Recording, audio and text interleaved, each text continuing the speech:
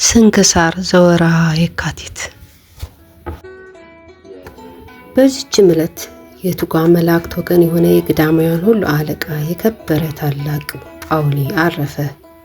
ይህም ቅዱስ ከእስክንድርያ አገር ጴጥሮስ የሚባል ወንድም አለው። አባታቸውም የገንዘቡ ብዛት ሊቆጠር የማይቻል እጅግ ባለጸጋ ነበር። ባረፈም ጊዜ የሐዘናቸው ቀን ሲፈጸም ርስቱን ገንዘቡን ሊካፈሉ ጀመሩ። ጴጥሮስም ታላቁን ክፍል ወደ ራሱ በመውሰድ የሚያንሰውን ለጳውሊ የሚሰጠው ሆነ። ስለዚህም ጳውሊ ያዘነና ከአባቴ ርስት በትክክል ለምን አትሰጠኝም አለው። እርሱም አንተ ወጣት ስለሆንክ ታባክነዋለህ፣ እስከምታድግ እኔ እጠብቅልሃለሁ ብሎ መለሰለት። ስለዚህም ጳውሊ ተቆጣና እርስ በርሳቸው ተጣሉ። ይፈርድላቸውም ዘንድ ወደ ዳኛ ሄዱ።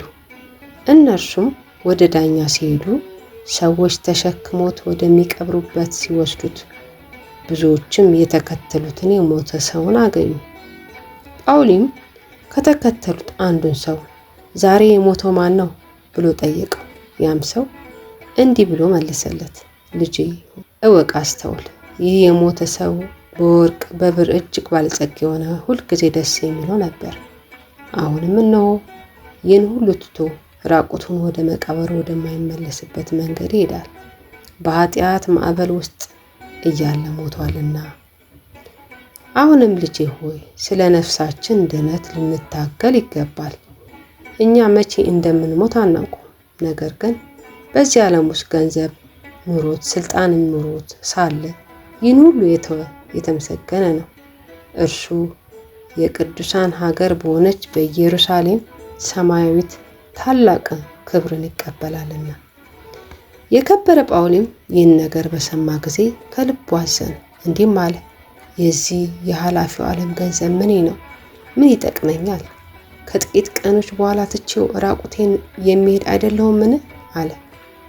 ከዚህም በኋላ ወደ ወንድሙ ተመልሶ ወንድሜ ሆይ ወደ ቤታችን እንመለስ፣ ከእንግዲህ ስለ ገንዘብ ምን ከአንተ ጋር አልነጋገርም አለው።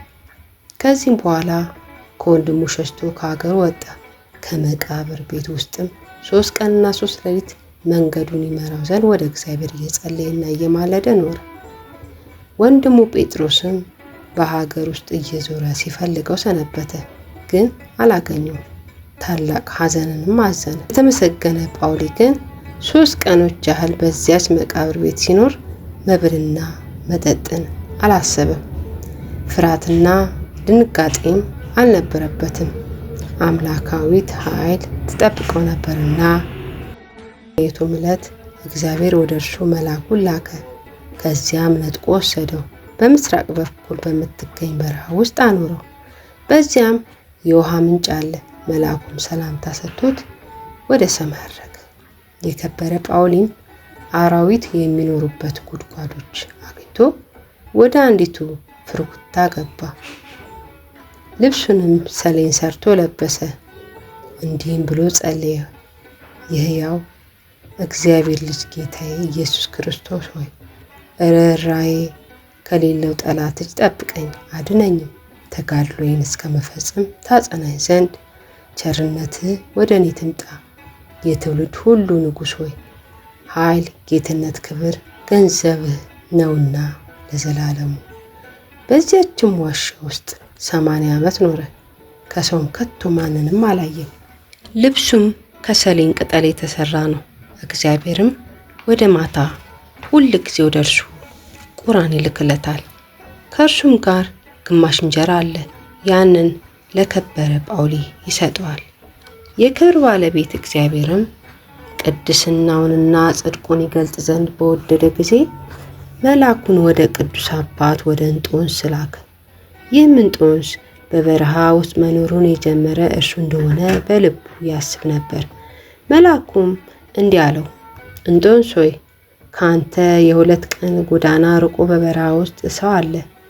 የዓለም ሰዎች ከሚረግጥባቸው የእግሩ ጫማዎች እንደ አንዲቱ ሊሆኑ የማይገባቸው፣ ስለ እርሱም ጸሎት ዓለም ተጠብቆ የሚኖር ምድርም ፍሬዋን የምትሰጥ ጠል በምድር ላይ የሚወርድ በምድር በሚኖሩ ኃጣኖች ሁሉ ላይ ፀሐይ የሚወጣ የሰውን ፍጥረት በእግዚአብሔር እጅ ውስጥ ተጠብቆ የሚኖር። አባ እንጦንስም ይህን ቃል በሰማ ጊዜ ተነስቶ ወደ በረሃው መካከል ተጓዘ። እግዚአብሔርም ከእርሱ ጋር ሆኖ ጎዳናውንም እንደሚጠርግለት አምኖ ሲጓዝ የሰውና የአራዊትን ፍለጋ አገኘ። ያንንም ፍለጋ ተከትሎ ከቅዱስ ጳውሊ በዓት ደረሰ። በሩንም አንኳኳ። የከበረ አባ ጳውሊ ግን ከሰይጣን ስራ እንደሆነ አስቦ ታላቅ ደንጊያ ወስዶ ከመዝጊያው ጀርባ አኖረ። አባ እንጦንስም ይሰጠኝ ዘንድ ፈለግኩ፣ አገኝ ዘንድ ለመንኩ፣ ይከፈትልኝም ዘንድ በሩን አንኳኳ ብሎ አሰምቶ ተናገረ። በዚያንም ጊዜ ከፈተለትና ገባ። እርስ በርሳቸውም በመንፈሳዊ ሰላምታ እጅ ተነሳስተው በአንድነትም ጸልየው ተቀመጡ። አባ እንጦንስም አባት ሆይ ስም ማን ነው አለ። አባ ጳውሊም አንተ ስሜን ካላወቅ እስከዚች ቦታ ለምን ተጓዝክ ብሎ መለሰለት። በዚያችን ሰዓት እግዚአብሔር የእንጦንስዮን ልቦና ገለጠለትና ገዳማዊ ጳውሎስን አየው ዘንድ ስለተገባኝ እኔ ብፁዕ ነኝ አለ። ከዚህም በኋላ እርስ በርሳቸው የእግዚአብሔር ልዕልናውን ቸርነቱን ይነጋገሩ ጀመር። በመሸም ጊዜ ቁራ መጥቶ አንዲት ሙሉ እንጀራ ጣለለት። አባ ጳውሊም አባ እንጦኒን አንተ የእግዚአብሔር አገልጋይ እንደሆንክ አሁን አወቅኩ። እስከ ዛሬ 80 ዓመት በዚህ በረሃ ስኖር እግዚአብሔር ሁልጊዜ የሚልክልኝ ግማሽ እንጀራ ነበር። እነሆ አሁን ምግብህን ላከልህ አለው። ከዚህም በኋላ ተነስተው የማዕድ ጸሎት ጸለዩ። በልተውም እግዚአብሔርንም አመሰገኑ። መላ ሌሊቱንም ሲጸልዩ አደሩ።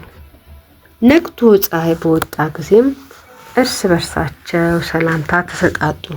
አባ እንጦኒም አባቴ ሆይ በዚህ ሁሉ ዘመን ስጋውና ደሙን ከወዴት ትቀበላለህ አለው።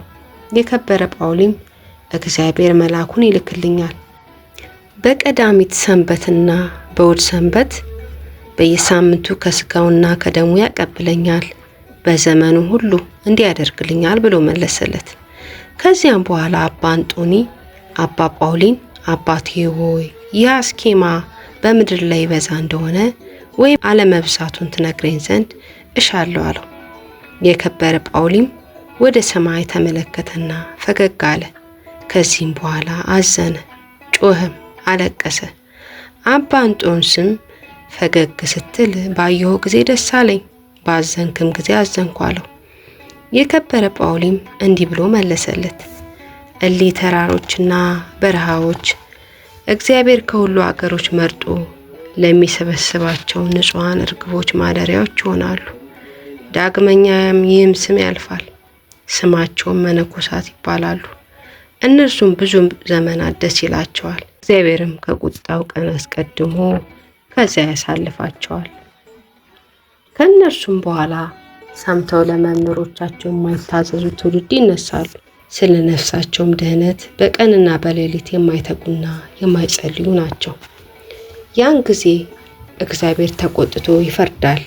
የማያስተውሉ ሕግ የሌላቸው አረማውያን ተነስተው ገዳማዊቱና አድባራቱን ያጠፋሉ።